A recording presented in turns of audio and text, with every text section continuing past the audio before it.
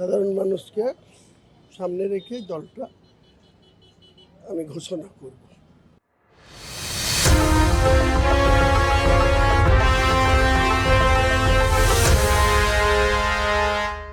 জটিলতা কিছু নেই, আপাতত দৃষ্টিতে আমি তো প্রায় 20 দিন আগে বলেছিলাম যে 22শে ডিসেম্বর বহরমপুর টেক্সটাইল মোড়ে আমি একটা আমার যে রাজনৈতিক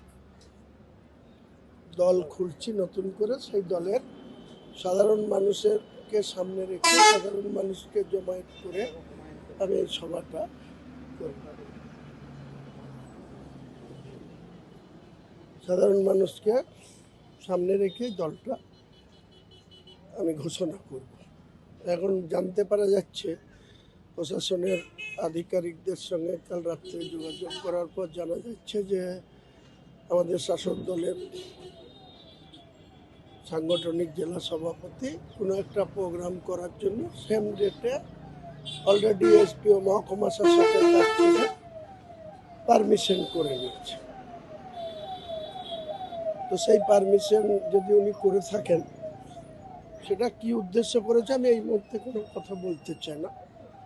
তবে আমার সভা নির্ধারিত ডেটেই হবে, সেটা বহরমপুরে অন্য কোনো স্থানে হবে না আমি স্থান পরিবর্তন করে আমি অন্য জায়গায় করব, সেটা 2-1 দিনের মধ্যেই আপনারা জানতে পারবেন। কোন জায়গাটা করতে সম্ভাব্য, কোন জায়গায় চাইছেন আপনি? আজকে যেভাবে বহরমপুর ঢুকতে গিয়ে আমি যে জ্যামে পড়লাম, যে অবস্থা, আমি এইটুকু থানা আসতে গিয়ে আমাকে চুয়াপুরের ওই নতুন ব্রিজ থেকে এখানে আসতে গিয়ে 25 মিনিট লাগলো। তো আমি ভাবছি বহরমপুর শহরেই আর করব না, আমি ডিএম সাহেবের সাথে একবার দেখা করব, উনি আসতে বলেছেন আমাকে, আমি একবার দেখা করে নিই। তারপরে আমি ভাবছি যে পাকাপাকিভাবে অন্য জায়গায় হবে।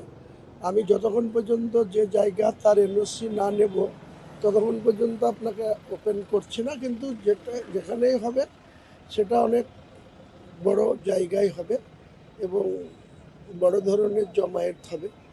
আমি ভেবেছিলাম 50,000, তারপরে ভেবেছিলাম 1 লাখ, তারপরে ভেবেছিলাম 2 লাখ।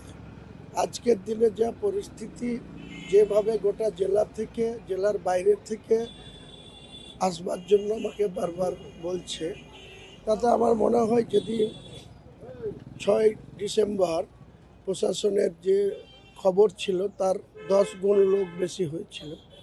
একইভাবে ওদিনকে মানে মানুষের কত মানুষ উপস্থিত হবে সেদিন ছাড়া এটাকে আগাম বলা খুব মুশকিল।